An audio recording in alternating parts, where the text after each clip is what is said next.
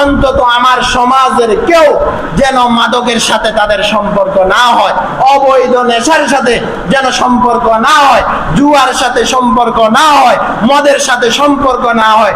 যদি এমন তথ্য পাওয়া যায়, সমাজের মান্যগণ্য ব্যক্তি যারা সমাজকে রক্ষা করার জন্য, সমাজের ইজ্জত আব্রু রক্ষা করার জন্য, সমাজের ঐতিহ্য রক্ষা করার জন্য, সভ্যতা রক্ষা করার জন্য সবাইকে নিয়ে সম্মিলিতভাবে তাদের প্রতিরোধ সামাজিকভাবে গড়ে তুলতে হবে ইনশাআল্লাহ। আল্লাহ তাআলা আমাদের সবাইকে মদের ব্যাপারে, এই সমস্ত অবৈধ কাজ কারবারের ব্যাপারে আল্লাহ তাআলা আমাদের সবাইকে সজাগ সতর্ক থাকার তৌফিক দান করুক। নেশার সাথে তাদের সম্পৃক্ততা হতে পারবে না। যে জাতি নেশার সাথে সম্পৃক্ত হয়ে যায়, মাদকের সাথে সম্পৃক্ত হয়ে যায়, ওই জাতি একটা পর্যায়ে আসি ধ্বংসের দ্বারপ্রান্তে উপনীত হয়ে যায়, বিপদগামী হয়ে যায়। মাদক কেমন খারাপ জিনিস, কেমন হারাম,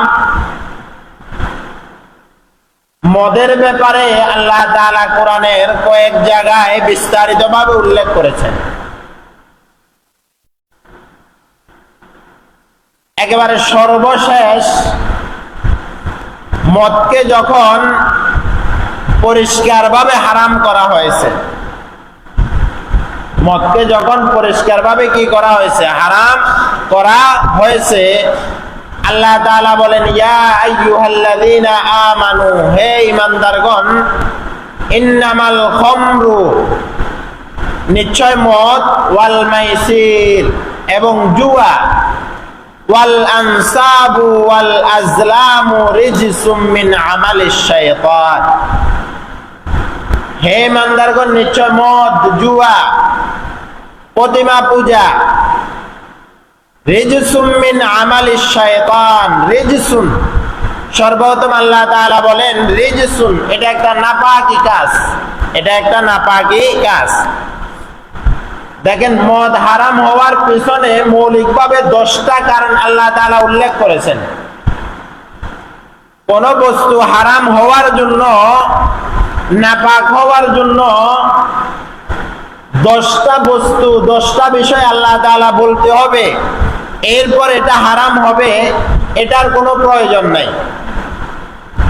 যদি আল্লাহ তাআলার পক্ষ থেকে হারাম করা হয়, একটার দ্বারা একটা দলিল দিলেও এটা হারাম হয়ে যায়। আর সে জায়গায় 10টা খারাপের কথা মদের সম্পর্কে আল্লাহ তাআলা বর্ণনা করেছেন। দেখেন, সর্বপ্রথম আরবের মানুষরা, তাদের সাথে মদের একটা সম্পর্ক ছিল, মদের একটা সম্পর্ক ছিল।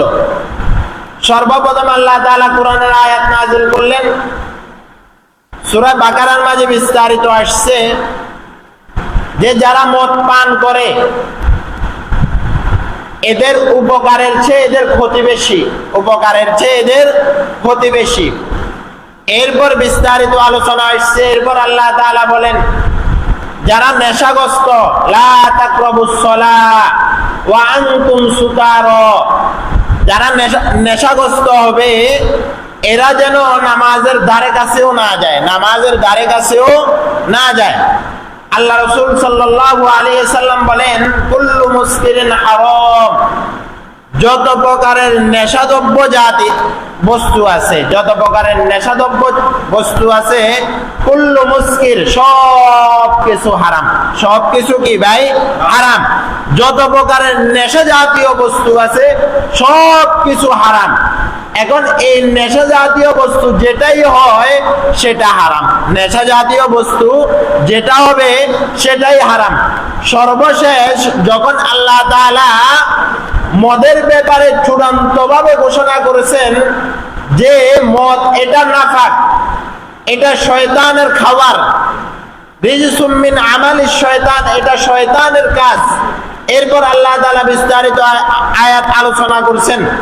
যখন আরবের মাঝে ঘোষণা হয়েছে, আল্লাহ রাসূল সাল্লাল্লাহু আলাইহি সাল্লাম ঘোষণা করে দিয়েছেন যে আল্লাহ তাআলার পক্ষ থেকে তোমাদের জন্য আজকে থেকে মদ খাওয়া চূড়ান্ত পর্যায়ের নিষেধ, চূড়ান্ত পর্যায়ের হারাম, চূড়ান্ত পর্যায়ের কি হারাম। ইতিহাসের কিতাবগুলোর মাঝে পাবেন যখন আল্লাহ রসুলের পক্ষ থেকে মদকে হারাম করা হয়েছে, আল্লাহ তাআলার ঘোষণা শুনিয়ে দেওয়া হয়েছে, আরবের অলি গলিতে, আরবের কি অলি গলিতে, আরবের রাস্তায় রাস্তায়, মক্কার অলিতে গলিতে, মদিনার অলিতে গলিতে কেমন যেন মদের আপনার বন্যা শুরু হয়ে গেছে। মদের কি শুরু হয়ে গেছে? বন্যা শুরু হয়ে গেছে। যার ঘরে যে পরিমাণ মদ ছিল, এক একজনের ঘরে অনেক পরিমাণের মদ তারা জমা রাখতো। আরবদের একটা খাবার ছিল মদ, এই পরিমাণ মদ তারা স্টক করে রেখেছে। যখন আল্লাহ তাআলার পক্ষ থেকে চূড়ান্ত পর্যায়ের ঘোষণা আসছে, আল্লাহ তাআলার হুকুমকে তারা মান্য করে, সঙ্গে সঙ্গে তারা তাদের সব মদের ডাব্বা রাস্তার মাঝে ফেলিয়ে দিয়েছে। পাওয়া যায় এই পরিমাণ মদ তারা ফেলাইছে, রাস্তার মাঝে বন্যা চলে আসছে। পানির কি ঢেউর মতো মদ রাস্তায় রাস্তায় যাইতেছে। আর তখন থেকে আর মদ পান করে না। তখন থেকে কি আল্লাহ রসুলের ঘোষণার পরে তখন থেকে আর মদ পান করে না। তখন থেকে কি করে না? মদ পান করেন না। তাহলে বলতেছিলাম আল্লাহ তাআলা বলেন মদের ব্যাপারে, মদের ব্যাপারে আল্লাহ তাআলা বলে, হে ঈমানদার বান্দাগণ, হে ঈমানদার বান্দাগণ, ইন্নামাল খামর, নিশ্চয় মদ, নিশ্চয় মদ, ওয়াল মাইসির ওয়াল আনসাব ওয়াল আজলাম, মদ জুয়া, মদ জুয়া প্রতিমা, এগুলা রিজিসুন, এগুলা সবগুলা নাপাক। মদ এটা কি ভাই? ভাই একটু কথা বলতে হবে, গুরুত্বপূর্ণ আলোচনা। এখন একটু কেউ মেহরবানি করে ঘুমাইয়েন না, অল্প সময় আলোচনা করবো তো একটু খেয়াল করবেন। মদের ভয়াবহতা, মাদকের ভয়াবহতা আগের তুলনায় বাংলাদেশে এখন আরো বেশি না কম? একটু আওয়াজ দেন না, বেশি না কম? অনেক বেশি, শুধু বেশি না, অনেক বেশি। আগের তুলনায় বাংলাদেশে মদের পার্সেন্ট অনেক বেশি বেড়ে গেছে। আর যার কারণে কি হয়? সন্তানের হাতে মা খুন হয়, সন্তানের হাতে বাবা খুন হয়, স্বামীর হাতে স্ত্রী খুন হচ্ছে। এই মদের আসক্তের কারণে, মদের আসক্তের কারণে এক একটা সমাজ ধ্বংস হয়ে যাচ্ছে। এক একটা তরুণ প্রজন্ম তারা ধ্বংসের দ্বার প্রান্তে চলে যাচ্ছে। এই শুধু এই নেশার কারণে, শুধু এই নেশার কারণ। নেশাটা কেমন? যে নেশা করে, যে মদের নেশা করে, সে এখন এই নেশার জন্য যদি তার কাছে টাকা না থাকে, তাহলে এই টাকার জন্য মার গায়ে হাত তুলতে সে একটু দ্বিধাদ্বন্দ্ব করে না, তার বাবার গায়ে হাত তুলতে সামান্য একটু চিন্তা করে না, তার স্ত্রীর গায়ে হাত তুলতে সামান্য একটু চিন্তা করে না। কিরকম মারাত্মক আকার ধারণ করে! শুধু তা না, এই নেশাযুক্ত হওয়ার পর হাদিসের মাঝে আছে, এরা নেশাযুক্ত হওয়ার পর এরা একেবারে নিকট আত্মীয় স্বজন যারা, এদের সাথে ব্যভিচারে লিপ্ত হয়ে যায়। নাউজুবিল্লাহ। হাদিসের মাঝে আছে, এই নেশাযুক্ত হওয়ার পর যারা মদের সাথে সম্পর্ক, যারা এই নেশাযুক্ত হয়ে যায়, এরা তাদের আপন ফুপি, আপন চাচি, আপন মামি, এদের সাথেও অবৈধ কারবারে লিপ্ত হতে তাদের মাথায় একটু আঘাত করে না। নাউজুবিল্লাহ। মদের ভয়াবহতা। এখন বলতেছিলাম আল্লাহ তাআলা বলেন 10টা কারণ, সবগুলো তো এখন আলোচনা সম্ভব হবে না, আমি ধারাবাহিকভাবে বলতেছি, একটু খেয়াল করবেন। সর্বপ্রথম আল্লাহ তাআলা বলছে রিজসুন, এটা নাপাক। এটা কি? নাপাক। রিজসুন, এটা নাপাক। কেমন নাপাক? কুকুরের পেশাব নাপাক, হালাল না নাপাক? ভাই একটু আওয়াজ দিন না, হালাল নাপাক? নাপাক। কুকুরের পেশাব কি? নাপাক। শুয়োরের পায়খানা পাক না নাপাক? নাপাক। কিন্তু দেখেন, কুকুরের পেশাব নাপাক হওয়ার জন্য আল্লাহ তাআলা 10টা যুক্তি দাঁড় করে নাই। একটা যুক্তিতে বলে দিয়েছেন কুকুরের পেশাব নাপাক। আপনার শুকরের পায়খানা নাপাক হওয়ার জন্য আল্লাহ তাআলা 10টা খারাপই বর্ণনা করেন নাই, একটা খারাপই বর্ণনা করছেন। আপনার শুকরের শুয়োর, যে সমস্ত শুয়োর গুলো আছে, এগুলার পুরো শরীরটা নাপাক হয়ে গিয়েছে। অর্থাৎ যে সমস্ত নাপাকি আছে, এগুলা আল্লাহ তাআলা একটা কথার দ্বারা নাপাক হয়ে গিয়েছে। কিন্তু সে জায়গায় মদের ব্যাপারে আল্লাহ তাআলা 10টা খারাপের কথা আলোচনা করেছেন। মদের কয়টা খারাপের কথা আলোচনা করেছেন? 10টা খারাপের কথা আলোচনা করেছেন। তাহলে কুকুরের পেশাব থেকে, শুয়োরের পায়খানা থেকে এই মদ, এটা আরো জঘন্য পর্যায়ের। কথা বলেন ঠিক কিনা? যদি কুকুরের পেশাব খায় কেউ মাতাল হবে না, আর কুকুরের পেশাব কেউ খাবেও নাকি? সুস্থ মস্তিষ্কের যারা, সুস্থ মস্তিষ্ক যাদের আছে, এরা কি কুকুরের পেশাব খাবে? মানুষের পেশাব খাবে? মানুষের পায়খানা খাবে? হারাম জন্তুর পেশাব পায়খানা খাবে? খাবে না। কিন্তু সেই জায়গাতে এই মদ, এটা কুকুরের পেশাবের সমপরিমাণ 10 গুণ হারাম। কয় গুণ হারাম? 10 গুণ হারাম হচ্ছে এই মদ। এটা আল্লাহ তাআলা বলে রিজসুন। এটা কেমন পর্যায়ের নাপাক? এটা কেমন পর্যায়ের নাপাক? আর এর সাথে যদি কারো সম্পৃক্ততা থাকে, কেমন কার কার সম্পৃক্ততা থাকতে পারে? হাদিসের মাঝে 9টা সম্পৃক্ততার কথা আল্লাহ রাসূল বর্ণনা করেছেন। তারা উভয়ে একই সমপর্যায়ের অপরাধী।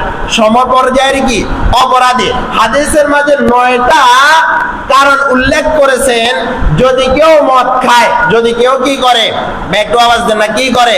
মদ খায়। কেউ মদ খাইলো না, মদ এনে দিয়েছে, মদ এনে দেয় নাই, মদের সহযোগিতা করেছে, মদের সহযোগিতাও করে নাই, মদের সরবরাহ করছে সেটাও করে নাই, কথায় তাকে সহযোগিতা করেছে, রেখে তাকে সহযোগিতা করছে, ওয়া হামালা বহন করে সহযোগিতা করেছে, সমপর্যায়ের গুনাহ সবার আমলনামায় হবে। সমপর্যায়ের কি হবে? গুনাহ আমলনামায় হবে। এখন আমি বলতে পারি, না হুজুর আমি তো মদ খাই না, আমি তো কি করি না, মদ খাই না। এখন আমি শুধু মদের ডিলার যে, তার সাথে শুধু মোবাইলে যোগাযোগ করি। আমি শুধু কি করি, মদের ডিলার যিনি, তার সাথে সামান্য একটু মোবাইলে কি করি, যোগাযোগ করি, সে মালগুলো সাপ্লাই দেয়, আমি মদ হাতে নেই না। তাহলে আল্লাহ রাসূল পরিষ্কারভাবে বলে দিয়েছেন, যারা সহযোগী হবে আর যারা খায় তাদের মাঝে পার্থক্য নাই। এখন একজনে বলতে পারে, হুজুর আমি তো মদ খাই না, আমি বাহনে করে নিয়ে যাই। যদি আমার জানা সত্ত্বেও আমি যদি আমার গাড়িতে বহন করে মদ নিয়ে যাই, যে খাইলো আমি বহন করে নিয়ে গেলাম, উভয় পর্যায়ের গুনাহ সমান। উভয় পর্যায়ের গুনাহ কি? সমান।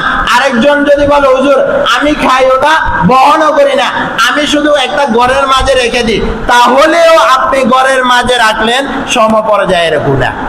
সমপর্যায়ের কি? গুনাহ। তাহলে বলতেছিলাম রিজসুন, রিজসুন, মদ এটা হারাম, মদ এটা কি? হারাম, মারাত্মক পর্যায়ের হারাম। আর এই মধ্যে হারাম, এই মধ্যে হারাম। এরপরে আল্লাহ তাআলা বলে মিন আমালিশ শয়তান, মদ এটা হারাম, নাপাকি একটা বস্তু, নাপাকি একটা বস্তু। আমরা জেনে শুনে বুঝে কোন নাপাকি বস্তু আমি আর আপনি আমার শরীরের মাঝে ঢুকাবো কিনা? ঢুকাবো কিনা? আমাকে কেউ এনে শুয়োরের পায়খানা আমার হাতের মাঝে দিল আর বলল এটা শুয়োরের পায়খানা, আপনি খান, আপনাকে 1 লক্ষ টাকা দিব। আমি আর আপনি যদি সুস্থ মেজাজের অধিকারী হয়ে থাকি, তাহলে আমি কি এই পায়খানা খাবো? একটু আওয়াজ দেন না, খাবো না, মরে যাব, তারপরও এই নাপাকি খাবো না। কেউ যদি একটা স্প্রাইটের বোতলে আমার জন্য কুকুরের কিছু কি ময়লা আবর্জনা নিয়ে এসছে, কুকুরের পেশাব নিয়ে আসছে, আর আমাকে যদি বলে আপনাকে 2 লক্ষ টাকা দিলাম, 2 লক্ষ টাকা পাবেন, আপনি এই কুকুরের আবর্জনাগুলা, পেশাবগুলা আপনি খান, যদি সুস্থ মেজাজের অধিকারী কেউ হয়ে থাকে, তাহলে কি সে এই কুকুরের পেশাবগুলা খাবে? ও ভাই খাবে না। শুধু তা না, আল্লাহ তাআলা নাপাকিকে হারাম করেছে। আমার সাধ্য থাকতে, আমার শরীরে শক্তি থাকতে আমি এই নাপাকি খাবো না, খাবো না। কিন্তু এই নাপাকি আমি আর আপনি খাই না, কুকুরের পেশাব খাই না। আজকে যারা মদ খায়, আজকে যারা কি খায়, মদ খায়, জুয়া খায়, আজকে যারা ইয়াবা খায়, যারা ট্যাবলেট খায়, যারা বাবা খায়, যারা হেরোইন খায়, আপনি তাদের হাতে কুকুরের পেশাব এনে দেন, তারা খাবে না।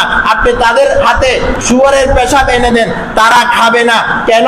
এগুলা কুকুরের পেশাব, এগুলা শুয়োরের পেশাব, এই জন্য তারা খাবে না। কিন্তু মদটা আপনি এনে দিলেন, সেটা তারা খেলো। দেখেন, যে জায়গায় 10 কারণে মদ হারাম করা হয়েছে, 1 ফোঁটা পেশাব যদি হারাম হয়, 10 ফোঁটা পেশাবের সমপরিমাণ 1 ফোঁটা মদ হচ্ছে তার সমপরিমাণ। তাহলে সে জায়গায় মদ খেতে সে চিন্তা করলো না, পেশাব খেতে চিন্তা করলো। কেন?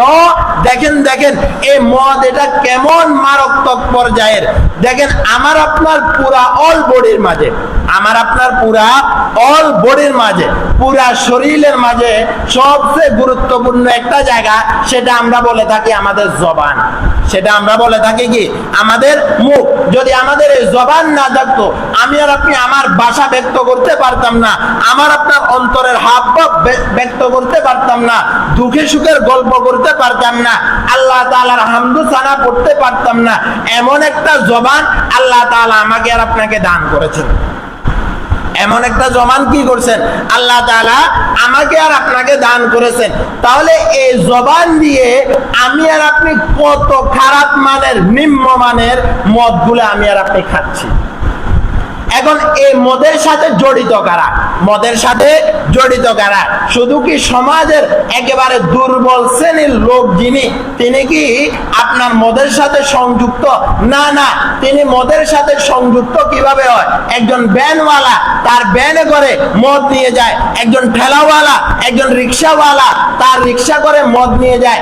একজন সমাজের একেবারে নিম্নমানের ছেলে, সে তার সম্পর্ক মদের সাথে করে নে। কিভাবে করে নে? এই সাহস কিভাবে পায়? তার হাতটা রয়েছে উপরে। কথা বলেন না ঠিক কিনা? তার হাতটা রয়েছে সভাপতির সাথে, তার হাতটা রয়েছে সেক্রেটারির সাথে। বাংলাদেশের প্রশাসন যারা, পরিষ্কার কথা একটু শুনে রাখেন, বাংলাদেশের প্রশাসন যারা, বাংলাদেশের বিজিবি যারা, বাংলাদেশের পুলিশ বাহিনী যারা, বাংলাদেশের র্যাব বাহিনী যারা, বাংলাদেশের নৌবাহিনী যারা, এক কথায় প্রশাসনের যত প্রকারের লোক আদি আছে, তারা কি জানে না কোন জায়গায় দিয়ে বাংলাদেশে ইয়াবা ঢুকে, মদ ঢুকে, পেন্সিডেল ঢুকে, গাঁজা ঢুকে? এটা কি বিজিবি জানে না? বা একটু আওয়াজ দেন না, জানে না?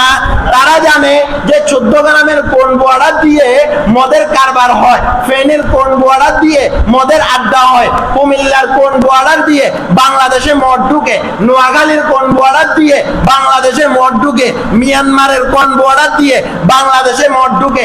সেখানকার স্থানীয় এমপি যে, তিনি কি জানে না? একটু আওয়াজ দেন না, জানে না? সেখানকার স্থানীয় প্রশাসন যারা, তারা কি জানে না? জানে। কেন ধরে না? একটা বাক্য আমি পাচ্ছি। কথা বলেন না ঠিক কিনা? একটা বাক্য কি আমি পাচ্ছি? এই যে কিছুদিন পূর্বে ক্যাসিনোতে যে অভিযোগ চালাইছে, ক্যাসিনোতে কি চালাইছে? মদের অভিযোগ চালাইছে। কেন মদের অভিযোগ চালাইলো? তারা কি আগে জানতো না সেখানে মদ খাইতো? এখন কি ক্যাসিনোতে আবার মদের আড্ডা চলতেছে না? চলতেছে। তাহলে অভিযানটা হলো কেন? অভিযানটা হওয়ার পিছনে মূল রহস্য হলো, এই জন্য আমি অভিযান চালাইলাম, আমাকে তুমি যে ভাগ দেওয়ার কথা ছিল এই ভাগ তুমি আমাকে দাও নাই, এই জন্য আমি কিছুদিন অভিযান চালাইছি। কথা বলেন না ঠিক কিনা? এই জন্য বাংলাদেশের নেতা খেতা যারা, টপ লেভেলের নেতা, যে তার সাথে মদের সুসম্পর্ক থাকে। কথা বলেন না ঠিক কিনা? যদি বাংলাদেশের নেতারা, যারা বাংলাদেশের নেতা, এরা যদি জানতো, ইল্লা মাশাআল্লাহ সবাই না, যদি সে কোন জায়গা দিয়ে মদ ঢুকতেছে, কোন জায়গা দিয়ে ইয়াবা ঢুকতেছে, সে যদি এমপির পদে বসে, সে যদি ঘোষণা করত, যদি আমার এরিয়ার মাঝে কোনোভাবে মদ ঢুকে, তাহলে তাকে আইনের আওতায় নিয়ে আসতে হবে, এটা যদি সে পরিষ্কার ভাবে বলতো, তাহলে এই সুযোগ পাইতো না। কিন্তু বর্তমানে আমাদের নেতারা দেখা যায় ওয়াজের মঞ্চে আসি মদের বিরুদ্ধে কথা বলে, আবার তলে তলে মদের সাথে তাদের সম্পর্ক। কথা বলেন ঠিক কিনা? আল্লাহ তাআলা বলে রিজসুন, এটা মারাত্মক পর্যায়ের হারাম, এটা রিজসুন মারাত্মক পর্যায়ের হারাম। একটা যুবক একদিনে মা বাবার গায়ে হাত তোলে না, একদিনে তার মায়ের গায়ে হাত তোলে না, একদিনে সমাজের মাঝে সে ডাকাইতি করে না, একটা পর্যায়ে নেশাখোর হতে হতে একটা পর্যায়ে যখন টাকা না পায় তখন মায়ের গায়ে হাত তোলে, স্ত্রীর গায়ে হাত তোলে, এমনকি শেষ পর্যন্ত আত্মহত্যা পাশ দিয়ে সে মারা যায়। গত কয়েকদিনের আগের ঘটনা, আমার মাদ্রাসার পাশের এলাকার ঘটনা, গত কয়েকদিনের আগের ঘটনা। সে নেশার সাথে তার সম্পৃক্ত, নেশার সাথে কি তার সম্পৃক্ত। কেমন ভয়াবহতা দেখেন, এই নেশার টাকার জন্য নিয়মিত তার স্ত্রীকে সে মারে, নেশার টাকার জন্য কি মারে, স্ত্রীকে মারে। এখন স্ত্রী বাবার বাড়িতে চলে গেছে, এখন কিছুদিন পর সে গেছে স্ত্রীকে আনতে, স্ত্রীর অভিভাবক যারা বলছে না আমি আমাদের মেয়ে তোমার সাথে আর দিব না, কেন তুমি আমার মেয়েকে তুমি মারো, এই জন্য আমার মেয়েকে তোমার হাতে আর দিব না। সে রাত্রিবেলা আসছে, রাত্রিবেলা আসি, রাত্রিবেলা হাঁস দিয়ে দিয়েছে। তাহলে কেমন পর্যায়ে, একটা পরিবার ধ্বংস হওয়ার জন্য, একটা পরিবারে অশান্তি তৈরি হওয়ার জন্য সমাজের ইমামকে ডাকছে তার জানাজা পড়ানোর জন্য। ইমাম পরিষ্কার বলে দিয়েছে এই মদখোরের জানাজা আমি পড়াতে পারবো না, এই মদখোরের জানাজা আমি কি পারবো না, পড়াতে পারবো না। সমাজের যারা টপ লেভেলের গাদ্দার, সমাজের যারা টপ লেভেলের জুয়াখোর, সমাজের যারা টপ লেভেলের ইয়াবাখোর, সমাজের যারা টপ লেভেলের গাঁজাখোর, সমাজের যারা টপ লেভেলের মদখোর, এরা যদি সমাজে মারা যায়, সমাজের গণ্যমান্য ব্যক্তি যারা শরীয়তের গ্রহণযোগ্য মাসালা হচ্ছে, এরা ওই ব্যক্তির জানাজার দাফন করবে না, ওই ব্যক্তির জানাজায় অংশগ্রহণ করবে না, ওই ব্যক্তির জানাজায় কি করবে না, অংশগ্রহণ করবে না। সমাজের সম্মানিত ব্যক্তি যারা, সে ওই মদখোরের জানাজায় উপস্থিত হবে না। সমাজের টপ লেভেলের জুয়াখোর যিনি, তারা সমাজের মান্যগণ্য ব্যক্তি, ওই জুয়াখোরের জানাজায় অংশগ্রহণ করবে না। রিজসুন, আমরা যারা যুব সমাজ আছি আমরা খুব সতর্ক থাকতে হবে আমার সম্পর্ক কিসের সাথে হচ্ছে। আমরা যারা অভিভাবক আছি, আমার ছেলে কোন দিকে যাচ্ছে, আমার সন্তান কোন দিকে যাচ্ছে, শুধু যুব সমাজ না, মহিলা যারা আছে, যুবতী যারা আছে, এদের সাথেও মদের আড্ডা, রাস্তার পাশে দাঁড়িয়ে থাকে, বোঝা যায় না যখন তারা তাদের লোক যায়, বিভিন্ন মিডিয়ার মাধ্যমে দেখা যায় যে তারা মদের সরবরাহ করছে। এখন আগের তুলনায় মনে হয় যে মদের এই আড্ডাটা আগের তুলনায় অনেক বেড়ে গেছে, কিন্তু কারো কোনো হস্তক্ষেপ নাই, কারো কোনো কি নাই, হস্তক্ষেপ নাই। প্রশাসন যদি ইচ্ছা করতো, সরকার যদি ইচ্ছা করতো, এই মদের আড্ডা, মদের এই আস্তানা 24 ঘন্টার মাঝে বাংলাদেশ থেকে উৎখাত করা একটা সময়ের ব্যাপারও ছিল না। কথা বলেন না ঠিক কিনা? কিন্তু কেন করবে? গতবারের একটা রিপোর্ট দেখলাম, বাংলাদেশের যত ব্যবসায়িক কোম্পানি আছে, বাংলাদেশের কি যত বড় বড় ব্যবসায়িক কোম্পানি আছে, সবাই একটা ট্যাক্স দেয় বাংলাদেশকে। গণপ্রজাতন্ত্রী সরকার বাংলাদেশকে কি দেয়? একটা ট্যাক্স দেয় তাদের ব্যবসা। যেমন আমি আমার ঘরের ট্যাক্স দিতে হয়, আপনি আপনার দোকানের ট্যাক্স দিতে হয়, আপনি আপনার গাড়ির ট্যাক্স দিতে হয়। এক কথায় সব কিছু ট্যাক্স নিয়ে বাংলাদেশটা চলতেছে। একটা রিপোর্টে দেখা গেল যত প্রকারের ব্যবসা আছে, সব থেকে মদের কোম্পানি যারা, তারা সর্বোচ্চ ট্যাক্স দিছে বাংলাদেশকে। এখন সরকার কি পাগল হয়ে গেছে এই মদের কোম্পানিকে বন্ধ করে দিবে?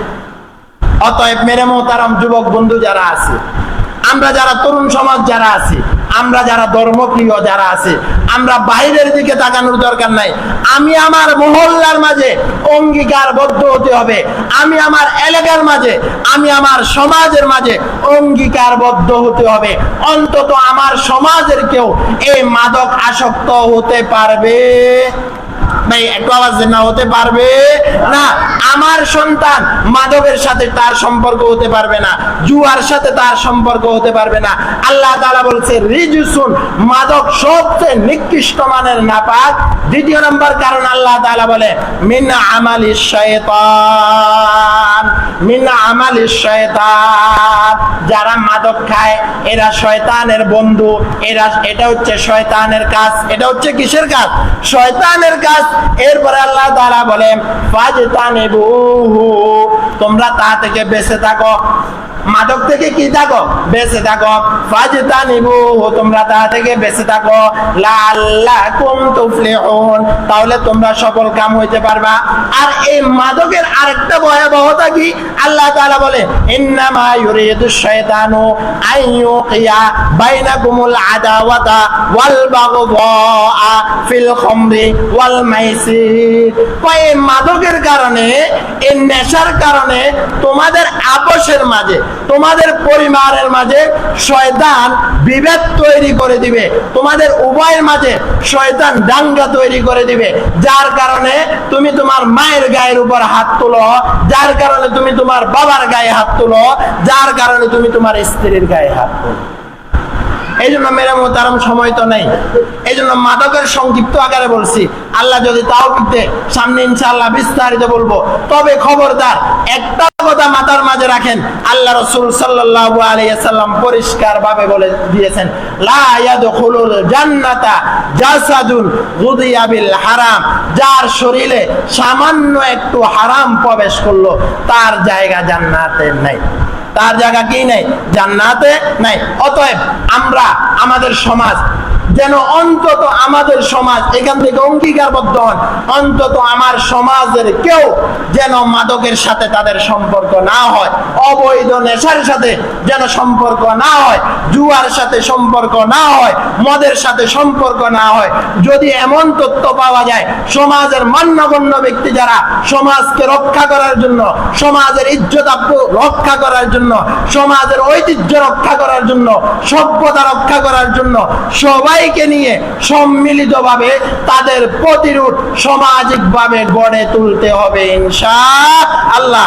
আল্লাহ তাআলা আমাদের সবাইকে মদের ব্যাপারে, এই সমস্ত অবৈধ কাজ কারবারের ব্যাপারে আল্লাহ তাআলা আমাদের সবাইকে সজাগ সতর্ক থাকার তৌফিক দান করুক।